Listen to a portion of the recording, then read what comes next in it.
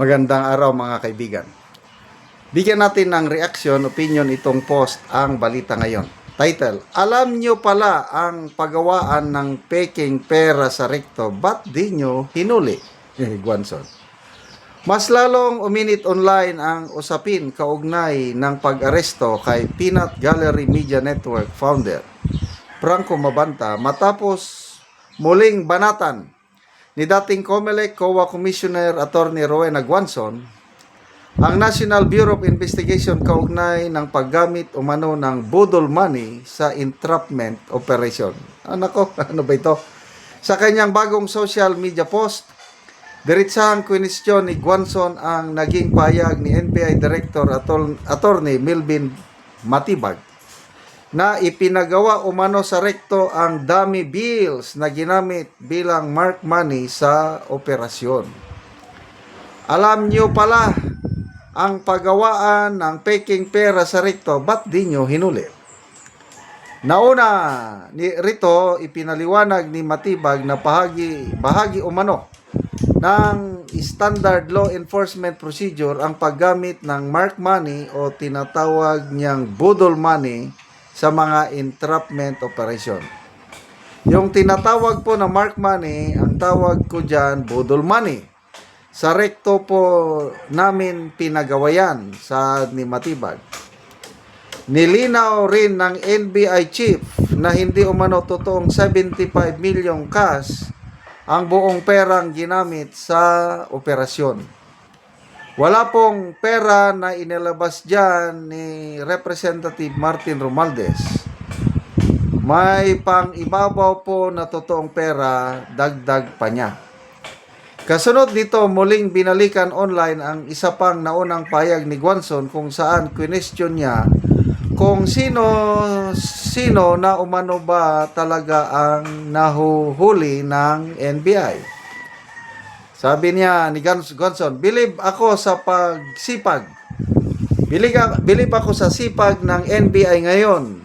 Matanong ko lang, sinong kakampi ng administration na ang nahuli ninyo? Di naman siguro santo ang lahat ang mga yan. Yung mga smuggler ba? Yung nangungutong dyan sa immigration? Yung mga buhaya sa customs? Yung sangkot kaya sa flood control? Hindi yung small time ha. Sa naturang pahayag, tila pinunto ni Guanzon na dapat ding tutukan ng mga otoridad ang malaking katiwalian at hindi lamang ang mga personalidad na critical umano sa administrasyon. Samantala, ipinagtanggol naman ni Matibag ang operasyon ng NBI at iginiit na hindi sila gagalaw kung walang malinaw na ebidensya. Kami po ay hindi gagalaw o huhuli ng mga illegal na gawain nang walang malinaw na ebidensya at wala po sa proseso. Naaresto si Franco Mabanta at ilan pa niyang kasamahan sa isang entrapment operation kaugnay ng umano'y tangkang pangingikil ng 350 milyong kapalit ng hindi pagpapalabas ng isang video na umano'y nag-uugnay kay dating House Speaker Martin Romualdez sa kontrobersiya ng flood control projects. So, yun po. Peke pala ang mga perang ginamit. So, ang naintindihan ko, ang NBI ang nagpagawa ng mga budol money. Ganon ba yun? So, kung may gumagawa ng budol money, di ba dapat huliin? Kaya tama si Attorney Guanzon. Bakit hindi nyo hinuli? Bakit huliin? Silang nagpagawa. Ano na talaga? Magulo na itong nangyayari sa politika natin, lalo na dito sa kaso ni Franco Mabanta, na hanggang ngayon, inaabangan pa ang paglabas yung sinasabi nila na 90-minute video na magsisiwalat sa mga katiwalian na allegedly kinasasangkutan ni Martin Romualdez. So, speaking of NBI, sayang. Nasasayangan ako sa NBI ngayon dahil yung napakagandang imahe ng institusyong ito. Basing on the comments ng mga nababasa ko, marami nang nadidismaya sa NBI. Ako, dismayado na ako sa NBI dahil napakataas ang tingin ko sa institusyong ito. Yung mga nasa serbisyo pa ako, malalaman ko na lang sa mga kaibigan ko o sa mga ordinaryong mamamayan. Pag nagka-problema sila, ayaw nilang pumunta sa pulis.